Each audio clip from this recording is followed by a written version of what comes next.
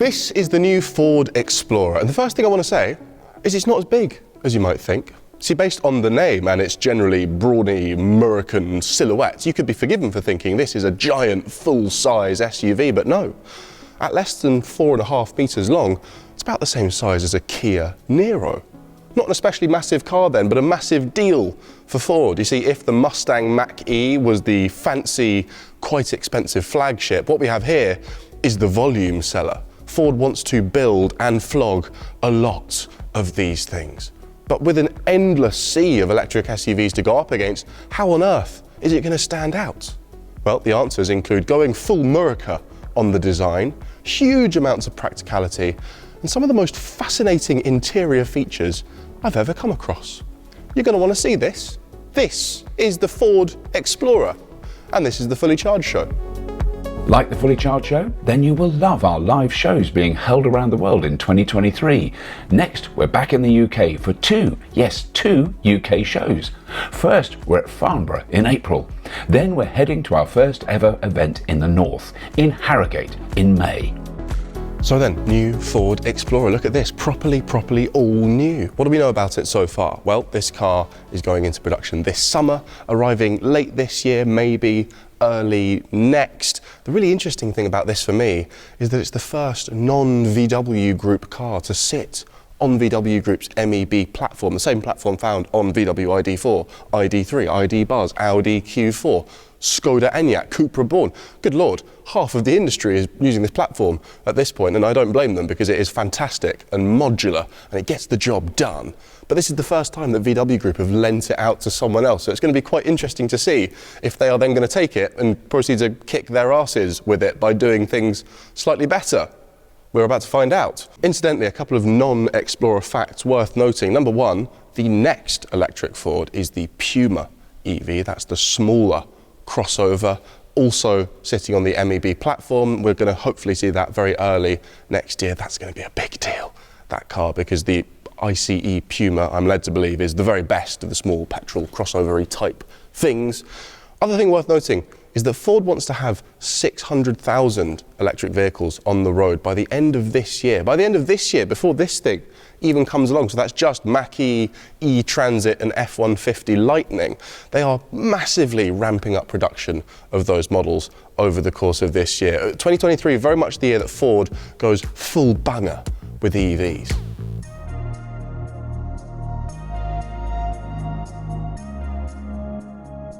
Anyway, shall we have a little nosy roundy? Let's begin at the front, as we always do.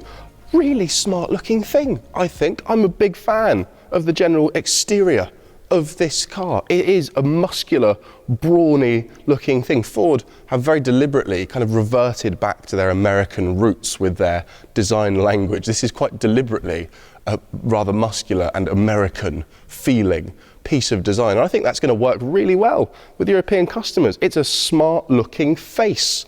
And what I like about it is that at first glance it is quite boxy and squared off, but actually look closely and edges are a little bit softer and more rounded than you think. And what Ford says is that is the perfect balance of a strong appearance while still maintaining a decent drag coefficient and aerodynamic properties in the name of range and efficiency, which is a difficult balancing act, let's be honest. Big fan of the VW ID4 and the VW ID cars, but with their slightly squashed noses, they do lack a bit of presence on the road. Notice quite a lot of bonnet on this Ford Explorer, and they insist that that is not going to impact on interior foot space too much. Foot space? Is that what you'd say? Foot space? Foot space. Why does that sound weird? A couple of design things that I really do like at the front. Love the fact that Ford has just done away with the grille completely, not bothering, even pretending. We're sort of seeing that as a design trend, I think, with this sort of second generation of EVs, if you will. Polestar have binned off the faux grille on the updated 2. And again, Ford with the Explorer, why even pretend? Why even try to make it look like an ICE cars? Those are old. I like that. This is actually a new Ford badge, but it's quite old school in its appearance. I'm a fan of that as well. It seems like everyone is going really minimal and black and white with their badging these days. Ford decided for something a little bit more retro. And I'll tell you what I really do like. These two bulges in the bonnet just gives it a really muscular front end. Not that many lines or creases on this car in general, but the ones that there are really quite impactful. Around the side. Again, really struggling to get my head around the proportions of this car. A bit like the Jeep Avenger that we had a look at not long ago. It really just looks so much bigger than it is because of its brawny shape.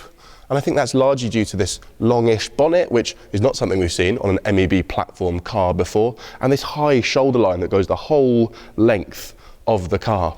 Also helped by the 21s that you get on this launch car. Have a look at those. Hello, yes, curbs. I would like to caveat at this point, just very quickly, that this is by no means the compact electric Ford that I am so desperate to see. That will be the Puma EV that we get next year. And it's noticeable that Ford, a brand that has a long, rich history of fantastic small cars in Europe, has started with really big stuff with its electric offerings so far. I'm almost sick of hearing myself bang this drum of whinging at brands for focusing on the big electric cars first. But what I would point out here is that Ford, in its ICE branch, has killed off the legendary Fiesta in recent months. I think that speaks to the general state of affairs in the automotive industry. It is so hard to turn a profit on really small, high-volume cars, petrol ones even, let alone electric ones. And this is why these brands are leaning on the bigger models first and then slowly, gradually working their way down. I'm not excusing it. I desperately want to see more small EVs. I know you do too. Rest assured that they're coming. And last thing on the side profile, let's talk about those really, really short overhangs. Such a stubby thing, isn't it? And this is, of course, an advantage of that MEB platform, pushing the wheels way out to the corners, maximum space inside for you and your feet. But also in the context of this really kind of boxy, muscular design, it just adds to that kind of Tonka truck proportions. I think this thing looks great. Around the back, again, smart looking design, not too fussy, but really effective, I think. Would potentially be fair to say that whoever designed this was a fan of Range Rovers. I'm seeing a little bit of Evoque, I'm seeing a little bit of Range Rover Sport. I mean that as a good thing, of course. 450 litre boot. Under there, can't show you because again, not a real car, $1 million model. Again, it's the boxiness at first glance, but then a little bit softer of edge when you get up close. This slightly swoopy rear deck, this is of course designed to ensure maximum efficiency and good aerodynamic properties. Worth mentioning that the Mach-E was really, really impressively efficient for a big electric SUV. I'm really hoping that we see that carried over to this Explorer.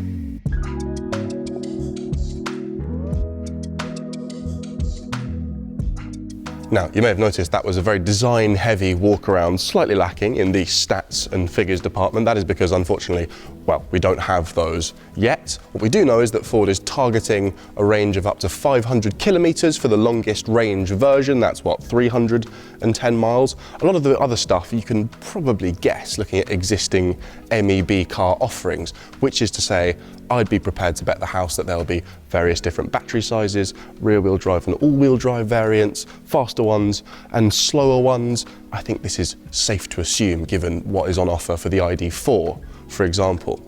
Another fun stat that I would love to share with you is that this is going to be one of 8 Ford models available in Europe by 2024. And that is compared to 19 different cars that Ford was offering back in 2018. Ford is massively streamlining its offerings in Europe, and as such, it wants every model to offer a lot more versatility, to cover off a lot more bases. This is a much more efficient way of manufacturing and selling cars. So what I'm hoping to see here from the interior is just a really practical, versatile space that is going to slot into a lot of different people's lives with different use cases really seamlessly. Let's go have a prod.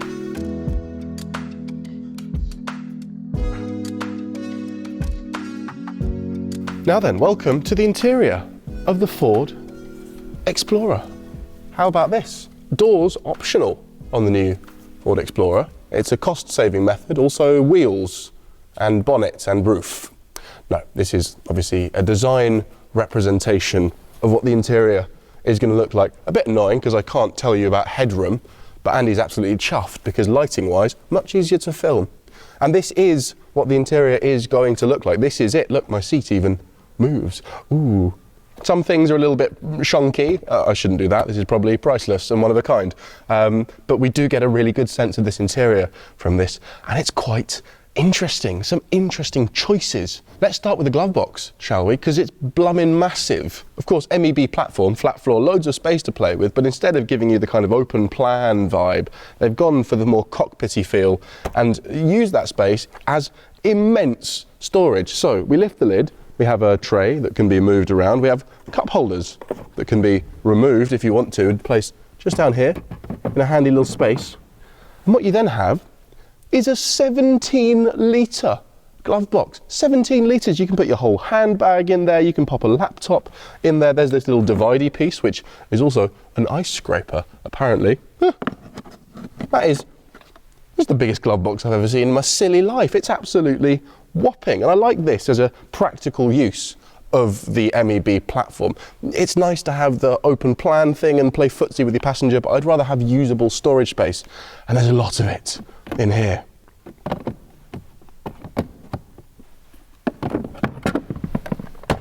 Moving on.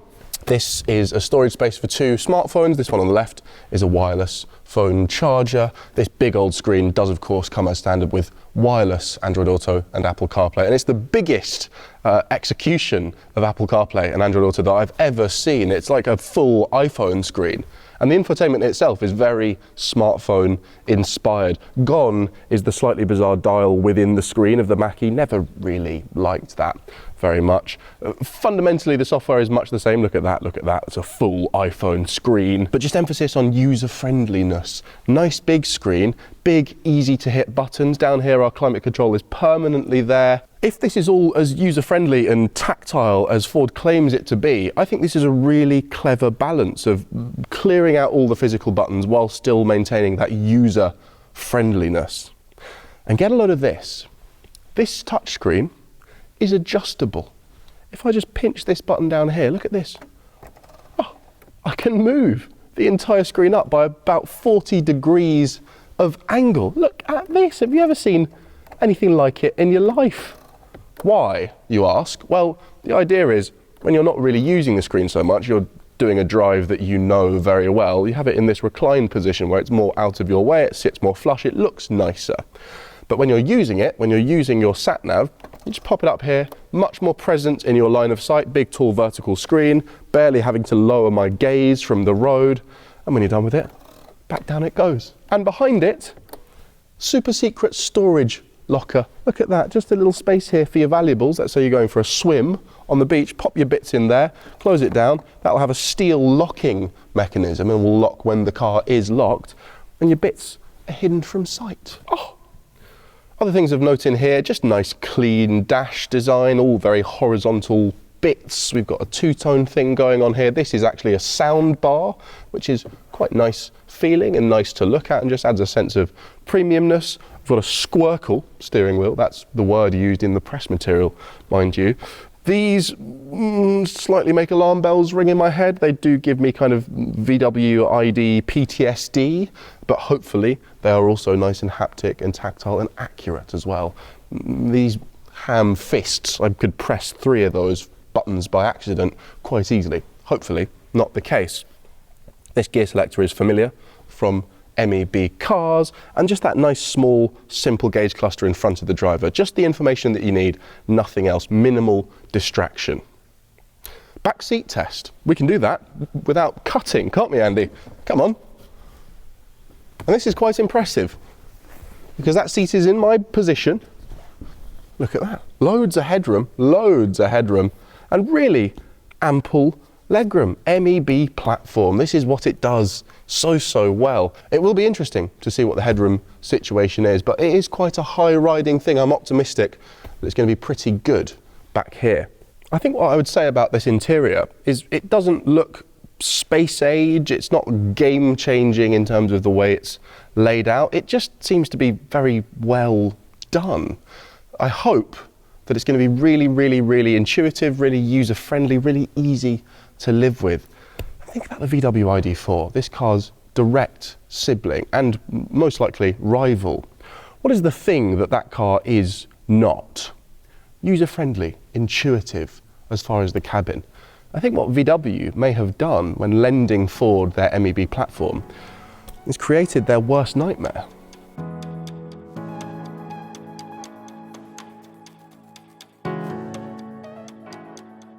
So then, initial thoughts on the Ford Explorer. Well, look, let's not get too carried away. This is a model. We don't know the battery size or the range or the efficiency or the price. And if it costs £1 million and does 5 miles, then that's not very good, is it? But assuming that that's not the case, assuming that those figures are roughly where we want them to be, I think we're onto a winner here. It sort of reminds me a little bit of a slightly bigger Jeep Avenger, rugged, boxy good looks on the outside, and then a really practical, storage-heavy, user-friendly interior on the inside. That's really all most people want and need, isn't it? And consider the existing VW ID cars. Consider their shortcomings, slightly lacking in desirability, in design, and in user-friendliness.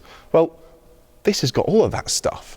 And I don't think it would be too much of a stretch to say, based on the first impression, that this, the Ford Explorer, could turn out to be the most well-rounded and complete car that we've seen yet from VW's MEB platform.